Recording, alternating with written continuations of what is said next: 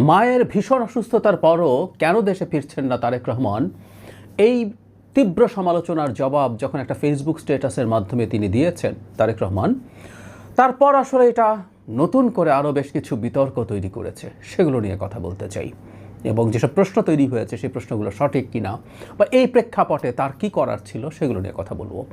তার আগে এটুকু হয়তো আপনারা খেয়াল করেছেন সবাই, সেটা হলো বেগম খালেদা জিয়ার অবস্থা স্থিতিশীল আছে, অ্যাটলিস্ট অবনতি হয়নি, স্থিতিশীল আছে। এবং তিনি যদি এরকম স্থিতিশীল থাকেন এবং আস্তে আস্তে কিছুটা উন্নতি করেন, আমরা খবর এটা পেয়েছি যে তাকে লন্ডনে চিকিৎসার জন্য নিয়ে যাওয়া হবে। আমরা জানি 5 আগস্টের পরবর্তী সময়ে তিনি লন্ডনে গিয়েছিলেন চিকিৎসার জন্য। উদ্দেশ্য ছিল লিভার ট্রান্সপ্লান্ট করা যায় কি না সেই ইভ্যালুয়েশন করা, এবং জানানো হয়েছে সেটা সম্ভব না, তার বয়স এবং যে পরিস্থিতি আছে এটা আর হচ্ছে না। আমরা খুবই এক্সপেক্ট করব, বারবার বলছি, বেগম খালেদা জিয়া যত বেশি দিন সম্ভব আমাদের সাথে থাকুন, বিশেষ করে আমাদের এই ডেমোক্রেটিক ট্রানজিশনের টাইমটাতে যে টার্ময়েলের প্রবাবিলিটি আছে, সে সময় তার মতো একজন অভিভাবক যাকে অবিশ্বাস্যভাবে প্রত্যেকটা দল মতের মানুষ সমর্থন করে, পছন্দ করে। এমনকি আওয়ামী লীগও মনে হয় তাকে এখন পছন্দ করবে, কারণ 5 আগস্ট পরবর্তী সময়ে পূর্ণ সুযোগ থাকার পরও প্রতিশোধ নেয়ার কথা বলা দূরেই থাকুক, ন্যূনতম বক্তব্যেও তিনি দেখাননি তাদের প্রতি কোনো রাগ ক্ষোভ আছে। অসাধারণ স্টেটস পারসন হিসাবে তিনি ওই সময় নিজের পরিচয় দিতে পেরেছিলেন।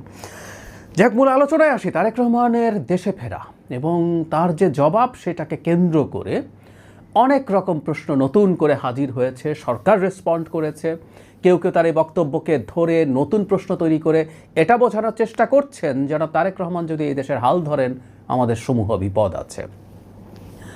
তিনি আমাদের মনে থাকার কথা, গ্রোসলি তিনি যে কথাগুলো বলেছিলেন আসলে সেটা হচ্ছে তিনি দেশে আসার ক্ষেত্রে এটা তার সুযোগ অবারিত নয় এবং এটা তার একক সিদ্ধান্তের উপরে নির্ভর করে না, এবং তিনি এটাও বলেছেন যে এটা খুব বিস্তারিত কথা বলার স্কোপ নেই। এটা মানতে আমরা প্রস্তুত আছি। তার এই বক্তব্যের মধ্যে অস্পষ্টতা আছে এবং এই অস্পষ্টতার পরিকল্পিত, এটা একটা রিটেন স্টেটমেন্ট, এটা কোনো হঠাৎ করে আসা একটা প্রশ্নের জবাবে তিনি মুখে বলে ফেলেছেন তা না। একটা রিটেন স্টেটমেন্ট মানে পরিকল্পনা করে এটা লেখা হয়েছে এবং অতটুকুই বলতে চেয়েছেন। ইনফ্যাক্ট তাকে রেসপন্ড করতে হতো, কারণ মা মৃত্যুপথযাত্রী, এমনকি তিনি আমাদের মাঝ থেকে চলে যেতে পারেন এই প্রবাবিলিটি আছে। সেই প্রবাবিলিটিতে তার সন্তান কেন আসছে না, এটাকে ঘিরে একটা নোংরা রাজনীতি শুরু হয়ে গিয়েছিল। সুতরাং তাকে এটা অ্যাড্রেস করা আসলে দরকার ছিল। কিন্তু হ্যাঁ, সেই প্রশ্ন আসতেই পারে, কেউ বলতেই পারেন যে উনি অ্যাড্রেস করে নতুন ঝুঁকি তৈরি করলেন কিনা, কারণ এই ধরনের নতুন নতুন প্রশ্ন আসলো। কী প্রশ্ন আসলো? প্রথম, মানুষ কারণ খোঁজার চেষ্টা করছে কেন এটা তার হাতে না। অনেকগুলো প্রশ্ন। তাহলে কি সরকার তাকে আসতে দিচ্ছে না? এই প্রসঙ্গে আমরা যদি বলি, সেটা হচ্ছে সরকারের পক্ষ থেকে প্রেস সচিব জানিয়েছেন যে সরকারের দিক থেকে কোনো রকম কোনো বাধা নেই। কেউ কেউ খোঁজার চেষ্টা করলেন তবে কি প্রস্তুতি শেষ হয়নি? আমরা জানি যে তাদের ব্যবহারের জন্য বুলেট প্রুফ গাড়ির অর্ডার করা হয়েছে, সেটা কি আসেনি? অস্ত্রের লাইসেন্স কি হয়নি? এসব কেউ কেউ এমনকি সেনাবাহিনীর একটা অংশ এই ব্যাপারে দ্বিমত প্রকাশ করছে কিনা সেটা বলছেন, কারণ 1/11 সময় তার সাথে অত্যন্ত বাজে আচরণ করা, তাকে নির্যাতন করা একটা অংশ সেনাবাহিনীতে কি এখনও আছেন, বা না থাকলেও তাদের কেউ কি আছেন, তারা কেউ কি সমস্যা করতে চাইছেন? প্রশ্নগুলো এভাবে আসছে, আমি জাস্ট এগুলো উত্থাপন করছি। কিন্তু যে জিনিসটা সবচেয়ে বেশি আলোচনায় এসছে, যেটা আসলে চরম বিতর্ক তৈরি করেছে, সেটা হলো এই বিদেশি কোনো শক্তি এটার সাথে জড়িত আছে কিনা। বিবিসি বাংলা একটা বিস্তারিত রিপোর্ট করেছে, আপনার রিপোর্টটা চাইলে পড়ে নিতে পারেন। সেখানে বলা হচ্ছে এরকম, তবে বিএনপির কিছু সূত্র বলছে তারেক রহমানের ফেরার বিষয়ে প্রভাবশালী কয়েকটি দেশের আপত্তির বিষয়টি কাজ করে থাকতে পারে। তবে কোন দেশ, কেন ও কিভাবে তাদের এই আপত্তির কথা জানিয়েছে তার সূত্রগুলো নিশ্চিত করতে পারেনি। হয়েছে কি, বিবিসির এই কথাটাও খুবই ভেগ ধরনের। আপত্তির বিষয়টি কাজ করে থাকতে পারে, এবং এখানে কেউ আবার এটা বিশ্লেষণ করার চেষ্টা করছেন। দুটো দেশের নাম আসছে এখানে, ভারত এবং আমেরিকা।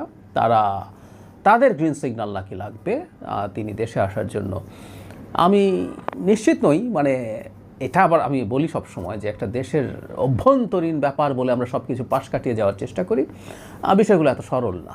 পৃথিবী যেভাবে চলে, যেভাবে কাজ করে, এর মধ্যে ইন্টারন্যাশনাল পলিটিক্স থাকে, জিও পলিটিক্স থাকে, সেগুলোর ভিত্তিতে অনেক সময়ই আমাদের মতো দুর্বল ছোট দেশের অনেক সিদ্ধান্ত প্রভাবিত হয়, এটা ভুল না, এটা হতে পারে। সুতরাং বাংলাদেশের ভবিষ্যতে কি হতে যাচ্ছে সেটার সাথে আমেরিকার স্বার্থ তো জড়িত আছে, ভারতেরও স্বার্থ জড়িত আছে। For the time being Bharat defeated হয়েছে, কোনো সন্দেহ নেই, কিন্তু ভারত ফিরে আসার চেষ্টা করবে কোনো না কোনোভাবে, কোনো না কোনো ফর্মে। এখন প্রশ্ন হচ্ছে, যদি বিদেশি শক্তি কার্যকর থাকে, খুবই গুরুত্বপূর্ণ অত্যন্ত প্রভাবশালী একজন ইনফ্লুয়েন্সার এই প্রশ্ন তোলার চেষ্টা করছেন যে তিনি যদি এরকম শক্তির প্রভাবেই দেশে ফিরতে না পারেন, তাহলে যখন জাতির ক্রান্তি লগ্নে যদি দায়িত্বে থাকেন তাহলে তিনি কি করবেন? প্রশ্নটা খুব ভালো হয়নি। কেন বলছি? আমরা ধরে নিলাম, কাগজে কলমে বলছি, আমরা ধরে নিলাম, এটাও বলছি, ধরে নিলাম ভারত আমেরিকার কারণেই তিনি এখন ফিরতে পারছেন না, তাদের সাথে নেগোসিয়েশন বা কোনো একটা কিছু সেটেলমেন্ট, কিছু একটা তাদের সাথে ডিলিং, আন্ডারস্ট্যান্ডিং, হোয়াট এভার কিছু একটা হবে, তারপর তিনি আসতে পারবেন।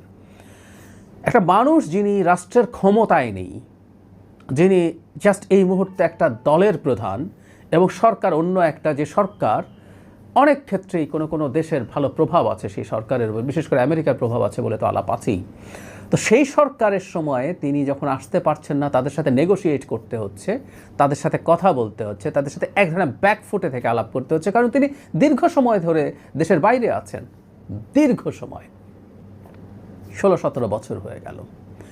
সেই মানুষটা যখন প্রধানমন্ত্রী হবেন, বাংলাদেশের নির্বাচিত প্রধানমন্ত্রী হবেন, এবং বিএনপি একটা ভূমিধ্বস বিজয় পাবে, নিশ্চিত থাকতে পারি আমরা। মানে অনেকে জামাত আর ইসলামী দল মিলে একটা খোয়াব দেখেন, সরকার গঠন করে ফেলতে পারে, সরকার গঠন দূরেই থাকুক, তারা রেসপেক্টেড নাম্বার, মানে মোটামুটি কাজ চলবে, সম্মানজনক একটা সিটও তারা পাবে বলে আমি মনে করি না। যাই হোক, সেই ডিবেটে ঢুকছি না।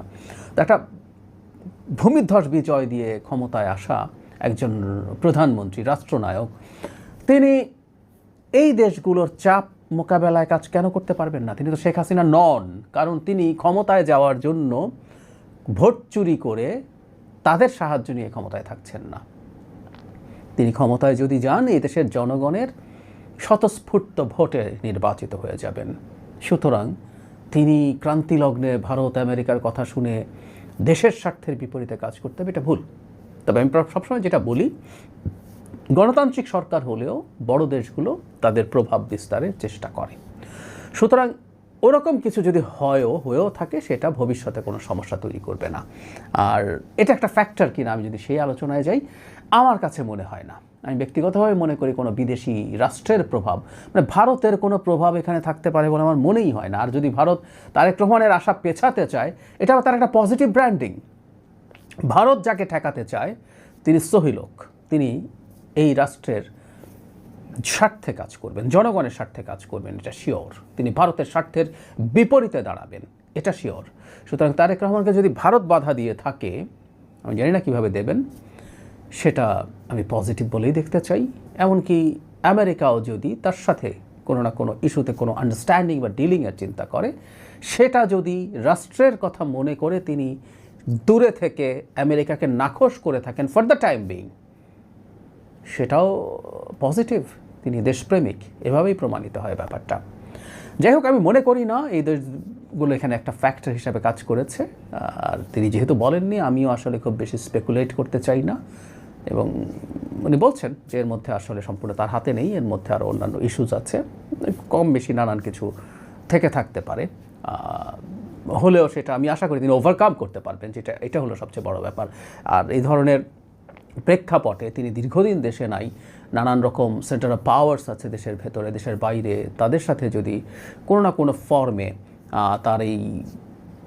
তার যেভাবে আসা সেটা নিশ্চিত করার জন্য আলাপ আলোচনা যদি চলে, সেখানে যদি কিছু না কিছু ক্ষেত্রে কোনো না কোনো ফ্যাক্টর কাজ করে থাকে, সেটা নিশ্চিতভাবে তিনি ম্যানেজ করে আসবেন। আর আমরা আবারও বলছি, এটা আমরা মনে রাখবো, এটা আমাদের মনে রাখতে হবে, সেটা হলো ক্ষমতায় যখন একজন মানুষ চলে আসবেন, তিনি যদি সত্যিকার অর্থে দেশের ভালো করতে চান, তিনি যদি চান দেশটাকে ভালো করবেন এবং পরবর্তীতেও নির্বাচনের মাধ্যমে ক্ষমতায় থাকতে চাইবেন, হাসিনার মতো ভোট চুরি করে ক্ষমতায় থাকবেন না, তাহলে তিনি রাষ্ট্রের স্বার্থে কাজ করতেই পারেন। সেটা তার জন্য মোটেও অসম্ভব কিছু হবে না। আর এছাড়া অন্যান্য ইস্যুগুলো তো আছেই। নিরাপত্তা নিয়ে তার ক্লিয়ার একটা গ্রিন সিগন্যাল প্রয়োজন হতে পারে, যেটা নিয়ে স্পেকুলেশন অনেক বেশি। এটাও আমার কাছে মোটা দাগে সঠিক কারণ মনে হয়। আমি গত ভিডিওতেই বলেছি, গতকাল অনেকে বলছেন তিনি এসে সব ঝুঁকি নিয়ে চলে আসুক। উনি সুইসাইড করার কোনো মানে নাই। এবং আবারও বলি, এটা গতদিনও বলেছি, এটা বারবার বলা দরকার, ওনার চলে যাওয়া, ওনাকে যদি মানে এরকম কিছু না করুক যে তাকে হত্যা করে ফেলা গেল, কেউ না কেউ অনেকেই চাইবেন অন্তত যে দেশটা বাংলাদেশকে কলোনি বানাতে চায় তাদের সেরকম খায়েশ থাকতেই পারে। বাংলাদেশকে দীর্ঘ মেয়াদে একটা অস্থিরতার মধ্যে নিয়ে যাওয়া সম্ভব, এবং সেই অস্থিরতায় বিএনপির মতো দলটা ভেঙে যাবে, খুব সম্ভাবনা আছে তিনি যদি না থাকেন। এবং মাথাচাড়া কারা দেবে আমরা বুঝতেই পারি। বাংলাদেশে একটা মোটামুটি ডান আর অতি ডানরা মিলে বাংলাদেশের মাটি দখল করবে, এবং এই প্রেক্ষাপট তৈরি হলে ভারত বলে আর অন্যান্য অনেক দেশের কথা বলে তাদের ইন্টারভেনশনের সুযোগ বেড়ে যায়। সুতরাং তারেক রহমান, আবারও বলি, আমাদের কাছে বাইরে থেকে মনে হচ্ছে যে তিনি সঠিক সিদ্ধান্ত নিচ্ছেন না। আমি বহুবার এই প্রশ্ন শুনেছি 5 আগস্টের পরবর্তী সময় থেকে। তার কাছে তথ্য আমাদের চাইতে বেশি আছে, সো আমরা তার উপরে রিলাই করতে চাই। আমি রিলাই করি সব কিছু নিয়ে, সব ওজন নিয়ে, কারণ উনি প্রত্যেকটা সিদ্ধান্ত যখন নিচ্ছেন, খালি মায়ের ব্যাপার না, তিনি যখন এমনি আসছিলেন না তখনই প্রচুর সমালোচনা হয়েছে। এখন মা এত অসুস্থ, এখন আসতে পারছে না, যদিও তার লন্ডনে যাওয়ার একটা সম্ভাবনা আছে, সেক্ষেত্রে তার না আসলেও চলে, কিন্তু ওই প্রশ্ন থেকে যাবে যে উনি কেন আসছেন না, কেন আসবেন না। এই প্রেক্ষাপটে ওনার দলকে সরাসরি নেতৃত্ব দিয়ে নির্বাচনে নিয়ে যাওয়া এবং পাশ করিয়ে নিয়ে আসাই তার জন্য সবচেয়ে ভালো। যদিও আমাকে অনেকে যখন বলতেন, আমি ধারণা করতাম যে, আমি এটা মনে করতাম তিনি যদি নির্বাচনের খুব মানে তফসিলের আশপাশে আসেন, সেটার একটা পজিটিভ দিকও এরকম হতে পারে যে তিনি আশাজনিত যে হাইপ আছে, সেই হাইপটা নির্বাচন পর্যন্ত পুরো কাভার করে যাবে, সেটা দিয়েই নির্বাচনটা ঘটিয়ে দেয়া, এটা হয়তো পলিটিক্যালি একটা ভালো স্ট্র্যাটেজি হয়ে থাকতে পারে। আমি জানি না, আবারও বলছি, কতগুলো স্পেকুলেশন। তবে দিনের শেষে আমরা এটা চাইব যে তিনি সুস্থ থাকুন, তিনি থাকুন, তার দল বাংলাদেশে ক্ষমতায় যাক, এটা চাই। আমাদের আসলে, আমরা যারা মধ্যপন্থী মানুষ, সব রকম সমস্যা স্খলনের পরও এই মুহূর্তে মাঠে আমাদের বিএনপি ছাড়া আসলে আর কোনো অপশন নেই, এবং সেই দলের নেতা জনাব তারেক রহমান ছাড়াও কোনো অপশন আসলে আমাদের সামনে নেই।